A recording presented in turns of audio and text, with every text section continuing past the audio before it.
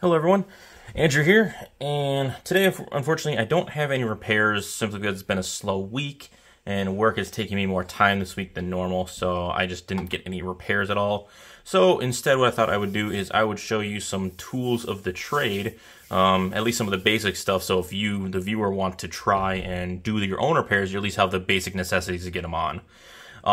So we'll just start with the most basic things. I'll show like your basic hand tools and things like that, and then I will show if anybody's doing soldering, I'll show you the equipment I have for that as well, and maybe go a little more in depth. So for basic repair, most common things that people see is like obviously screwdrivers and things like that. But one thing that they'll all have is they'll have some sort of organizer, which in this case I use a magnet mat. Which this is just one of my magnet mats. That's an old code for an old phone. Don't remember whose it is, but I just gotta wipe it off. That is probably one of the most important things, is having a good organization system for your devices, whether it be a magnet pad like this or something with like trays with little cups in them that you can organize. Something so you know what screw goes where or what part goes where, and shield and all that fun stuff. Underneath there, I just have a rubber mat, which this is just more for when I do solder work and anything with sharp, because I don't want the wood to get eaten up. You don't have to have that, but that's just something that I have. So from there, we will go down regular tools. Easy necessity, guitar picks. They come in a slew of sizes. I just grabbed a normal baggie off of like Amazon or something like that, so something super simple like that. And then we go into openers. I have a SIM tray opener, which I just got these ones. They were on sale on Amazon. It's just like a nice, stronger one where I can poke it into with a longer piece. Otherwise, the more common one that people will probably see is the one with like the little loop on it. I think I have one over here. It probably fell somewhere, but speaking of, anyway, it's probably something with like a little half opener or and a point straight up, kind of like this, just not as, you know, sturdy looking. Next, we have your screwdrivers, which I use the Weehaw branded ones. None of this is sponsored, by the way. These are just the stuff that I use, and I will not do anything to make them look bad or anything like that. I like the Weehaws. I know they don't have the interchangeable tips like iFixit kits, but I like them because I can just easily pop and grab them instead of having to like pull the tip out, put the old one in, put the new one in, you know, swap in and out like that. They do come in like a kit, I think of 4, everything from triple O up to regular O, and I think 1 Phillips head. So I just have the triple and the double O from the set, and that's just what I use for here at home. Next, got some tweezers. These ones are just some nondescript, no-name brand ones. Oh, I'm sorry, these are iFixit ones, I'm sorry. Don't remember where I got these ones. Most likely I bought them off their website. Again, just having a nice ESD safe one, so there's no static discharge or anything like that. A nice fine tip. They do come in curved and straight for both occasions. And just good for picking stuff up, picking small screws, things like that. Spudgers, openers, little plastic sticks. They got a bunch of names. They got a flat end used for prying, and then they got a tinier end for picking, opening flexes, picking stuff up, something like that.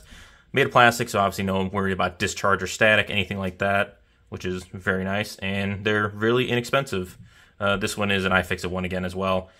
I don't know if I bought it off their website or if it just came with like maybe a screen, because sometimes screens they send you like a what's the word? They send you like a kit to do the work with, which they're normally like really crappy tools, but this one, you know, sent me some iFixit stuff, so I'm okay with that. I got a marker. Yeah, good for organizing. You know, if you have a magnet mat or like a little just dry board to help, you know, this goes here, 1, 2, 3, that kind of thing. Just a personal that I like, but not everybody needs to use it. Don't you? X-Acto knife. Plenty of uses. It's an X-Acto knife. Obviously, it's sharp. It's got a nice point to it. This one is one that I got at like this is where I get like out of the hobby shop areas in like a Meijer, Target, or Hobby Lobby. A Fiskars is what this one is, and the tip can be interchanged. This one's one where you can screw it in and out, which is really nice.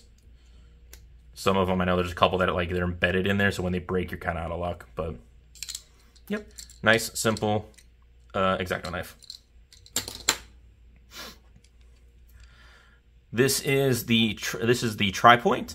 This is a 0.6. This is one that came in a kit, so I don't have any of my good metal ones right now because I stripped the end of it on a screw.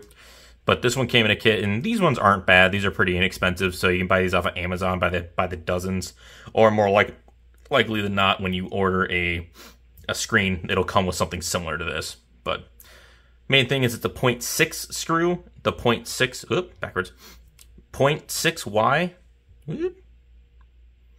That's the most common one for like iPhones and iPads, stuff like that. Got me a Weehaw scraper. Again, not sponsored, just what I like. This uses one of the X-Acto bits. I can't remember what number this one is, but it's the wedge base with the razor edge or whatever. Great for cleaning up and scraping the edges of iPads along the sides, tops, and whatever, just to get all that gunk off. Very easy and simple to use. And again, you can just remove it and put it back in whenever they break. So I think I have a case of them lying around somewhere.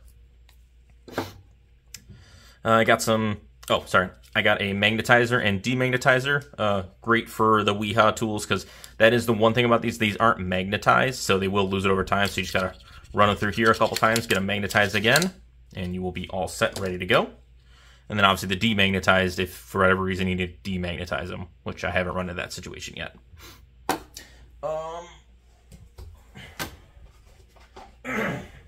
Sorry. Got something stuck in my throat. I do have an old iFixit kit. This one's probably about, I don't know, 5 or 6 years old at this point. It's one of the older ones when they had the plastic holder in place, which I know I should probably get like a 3D printed one so it looks better and holds longer. But anyway, it's still got all the basic points that you would need. I think this is the 32-bit. Well, if I do, you know, if there's 6, 1, 2, 3, 4, 5, 6, 7, 8, 9. So this is a 48-bit. Wait. 54-bit one. Comes with an extension. These are magnetized. This has got a magnet in the bottom of it, so I don't ever have to worry about magnetizing it. And then it also comes with the little rubber extension. So if you got to get at those weird angles to, you know, twist or whatever, all useful there. And then it comes with your normal assortment of bits, your tri-points, your pentas, your Allens, Phillips heads, and then a couple of the weirder ones for like the older games. And then also this one actually comes with a magnet. This little guy here is a little magnet, so in case you drop a screw somewhere, you can reach it and hopefully pull it back out. And this one I mostly use in my travel kit, which I'll probably do another video on that where I can show you what my mobile kit looks like. Because it's a little more compact and my tools aren't as all over the place. So put that down. Oh. And then I got basic cleaner tools, toothbrush, a microfiber, which anybody who does any sort of repair, works on any devices, will always have a bunch of these lying around. Either these big ones or these smaller ones. I just got a handful of them lying around up here. And then I got an alcohol dispenser. This is one of the ones where you pop the top, and then when you push down on it, the alcohol will rise to the top through a little pump. Whoop. So then you can just dab in there and use as need be. Otherwise, there is another style that I have that didn't I just grab it? Or am I dumb and didn't grab it? Let's go with that option. Ooh. Oh, there it is. The other style that I have is I have this one in a little bottle. It has a little needle nose on it. It's just an applicator one. So instead of having to do like general big brushes, this is used for like if you need certain areas loosened up. Or you could always use like a syringe. That works too with like a blunt end on it. These things work great for that.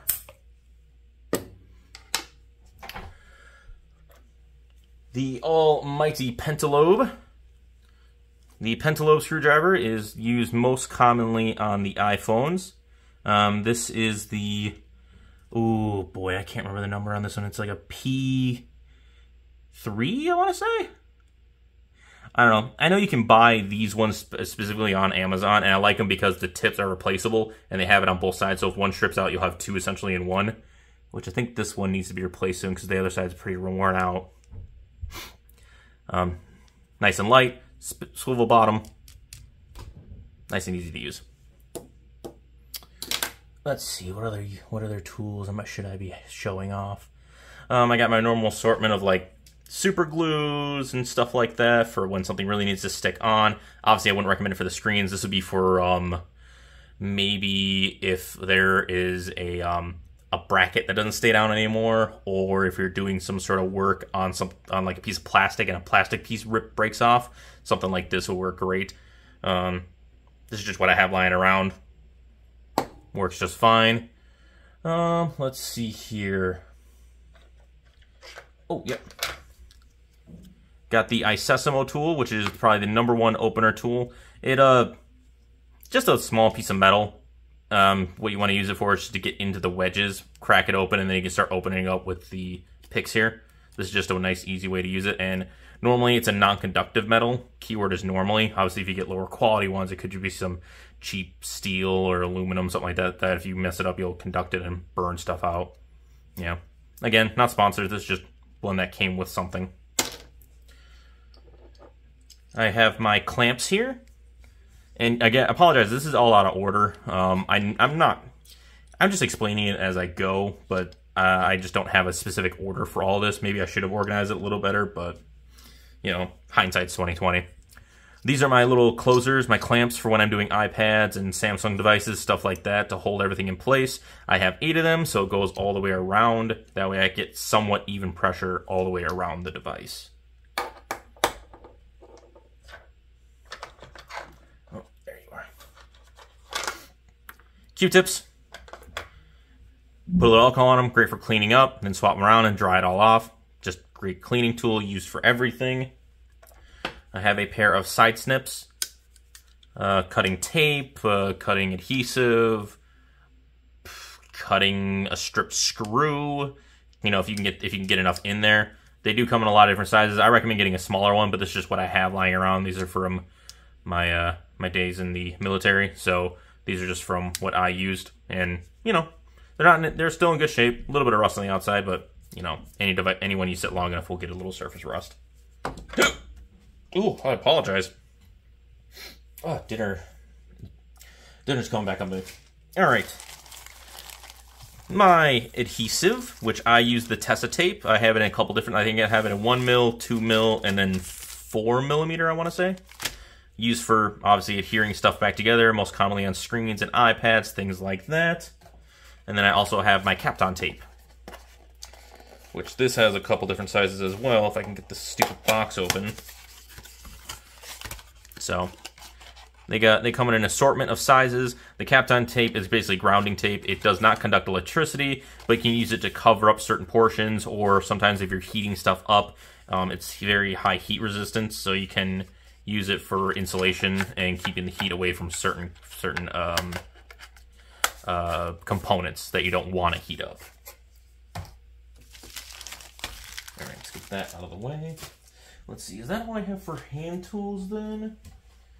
Oh.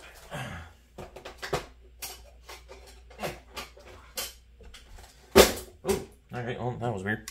I got something that's a little unique. I got it from a family member, from my aunt. She gave me a gift. It is an electronic screwdriver. Has a little LED light on it, so I can see what I'm doing. It's pretty strong. I don't know what the power level is in it. I haven't used it in a while.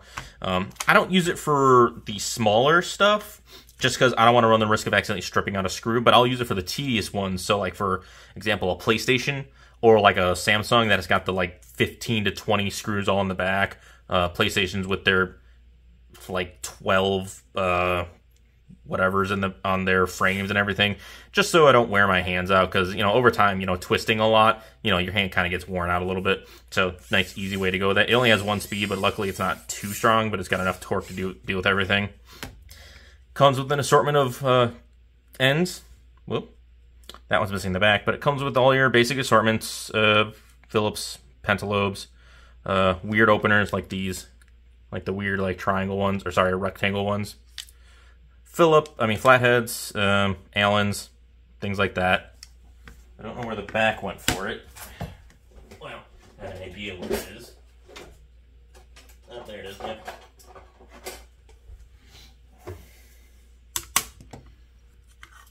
So, I'll slap this back on. Oh!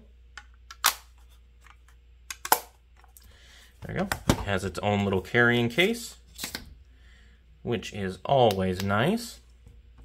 And then it slides right back onto here. My aunt was super happy when she found that. She's like, oh, I found the perfect gift for him. So it is a very nice gift, and I still appreciate it to this day.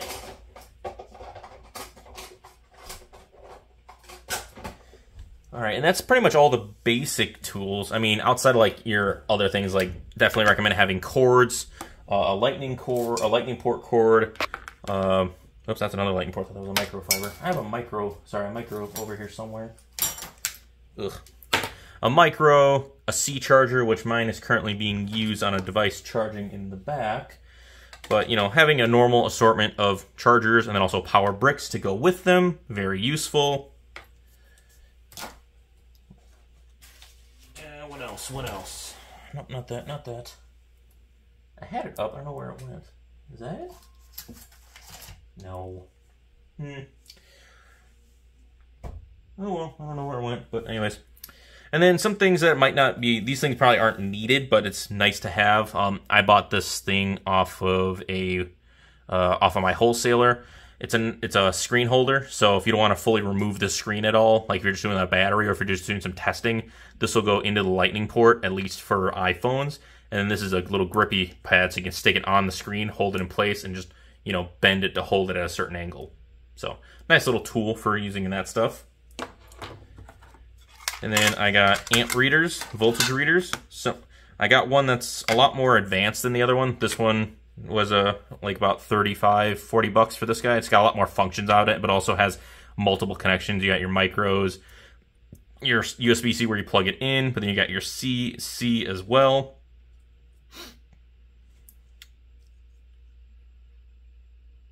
And then obviously the email in for this as well. So this is just a more expensive one. Otherwise, they do sell these guys. These are all over the place. These run like 10 bucks. Simple guy. It'll show you the voltage in and then the amperage out. That kind of thing. Nice and easy to use. Just plug it in and power it out. This one can do 2 at a time though, which is nice.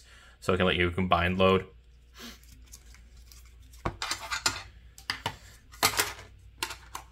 And then lastly, I have a heat pad, which I'm just going to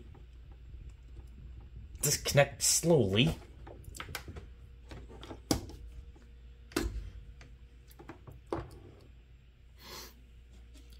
Standard heating pad. They do come in a slew of different styles. This is one with a rubber mat with a plastic bottom, polyester bottom, so that way the heat doesn't transfer too far in. They're all over the internet. This one probably cost me like, I don't know, 30, 40 bucks. I do know they make the aluminum topped ones, which I like personally more. I think they distribute the heat better because it's across on a metal plate as opposed to just the filaments in the rubber. But those ones are more expensive. I think going like 60 to 80 right now. Kind of crazy, but it is what it is. This is what you'll use to heat up all your devices if you're working on them. Samsung, Apple, tablets, anything that's got an adhesive where you need to get it nice and loose and weak. This is what you'll put it on. Obviously, it's got a nice simple system where you switch it on in the back. Yep, right there. And then you can just set the amount you want it to go to. This is in Celsius. This comes out of China, so doesn't make sense. That makes sense to me. So in Celsius, so normally 75 to 80 degrees Celsius, which runs about 150 to 160 Fahrenheit, I believe, if I'm doing that correctly. I could be wrong, but that's the guesstimate on it. So I'm just going to re-plug it in. And then I would say that's probably basic for hand tools. If I did miss any major ones, feel free to let me know. You know, I'm pretty good at this, but, you know, this is kind of a seat in my pants kind of thing. Since I didn't have any repairs, so I'm just doing something to get it in here. I know it seems like a lame excuse, but it is what it is. Anyway, so I also do soldering. I'm not heavy micro soldering, but I do like basic soldering, you know, like small like the normal size components, like on like a radio or something like that, those kind of size.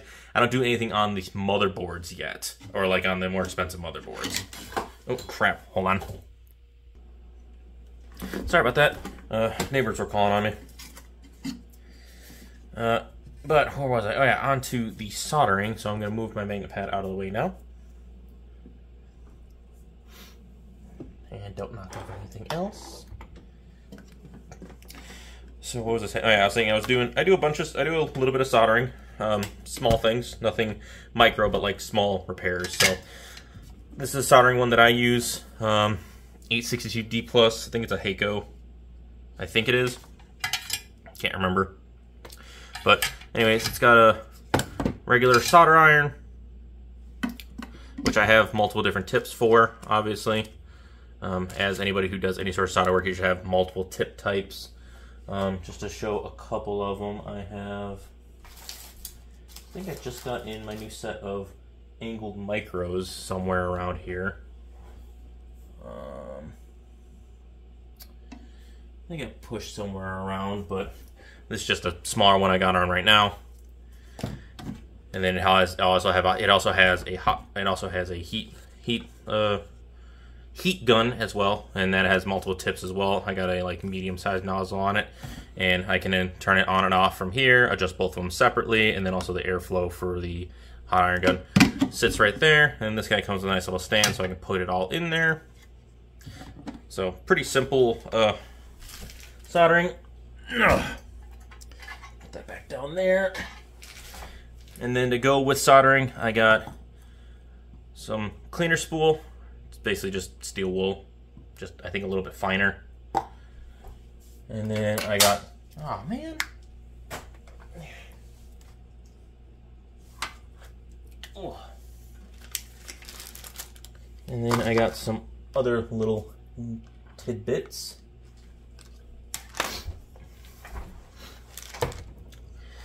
I got some solder wick. So when you heat this up on top of solder, the copper will, it's made of copper, it will suck it up. So you get these little like silverish blotches where it sucks up. Always got a couple rolls of this hanging around. Obviously some solder itself. This is 0.6, but you obviously can get it with higher with thicknesses, higher alloy, higher flux, whatever you need. This just seems to be a very common one, a 60-40 blend. Seems to work, don't have any problems with it. I got some thin wire. This is 0.02 diameter. This is just some jump wire for repairs. I do need to get some little bit thicker stuff because I tried repairing a HDMI port, and I think this is just a little too thin to work with. So I'll probably have to get like some 0.05 or 0.06, I want to say. Or it could 0.1 might be fine. But anyway. Flux. That way, in the solder, when you heat it up, it'll be more likely to flow to where it should go, which is normally the pads or other solder points. Reduce the chance of jumping, that kind of stuff. A lot of it will come in little syringes like this. I keep mine just back in its baggie to help prevent it from going out.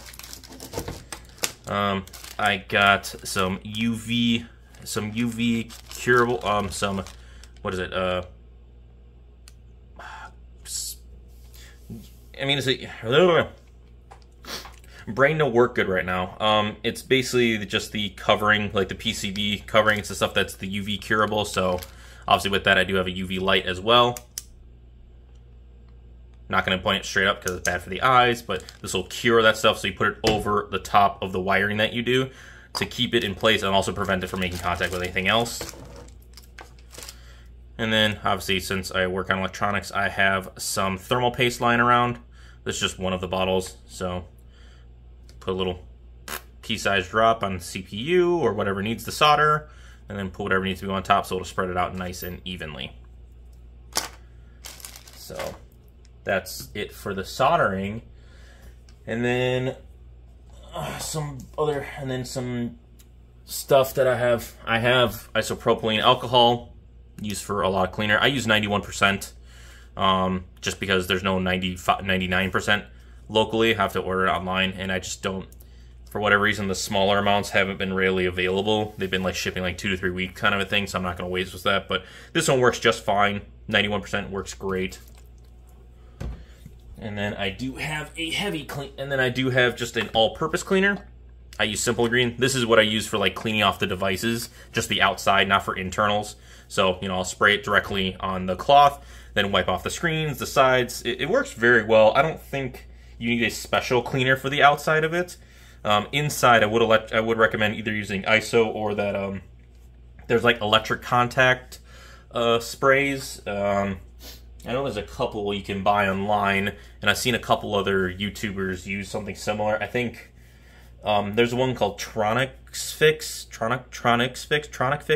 Fixer. I don't know.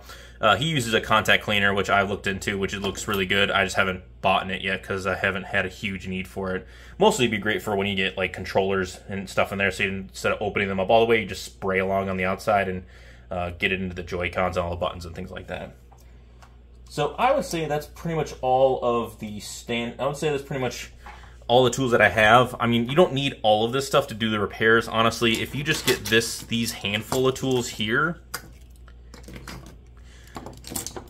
you know, something like this. I mean, hell, even this guy's technically not needed, but if you just get your basic tools like this right here, this will repair like majority of anything that comes in, whether it be from swapping out a camera to doing a screen, replacing the charging port, cleaning out the charging port, because these guys are super thin so you can get away with it.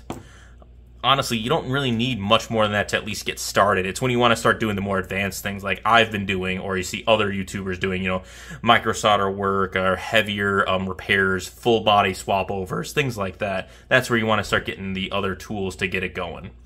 But from what I can recommend, I would say these are all going to be great.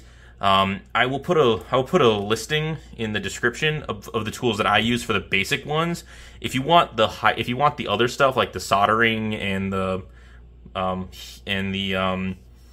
hot gun, the UV stuff, all the other accoutrements, so to speak, let me know in the comments. But otherwise, I'll just post for all these guys, or at least something similar. Like I said, for this guy, he kind of just comes in a kit, but I'll show something similar for everything, and hopefully that'll get you guys going in the right spot.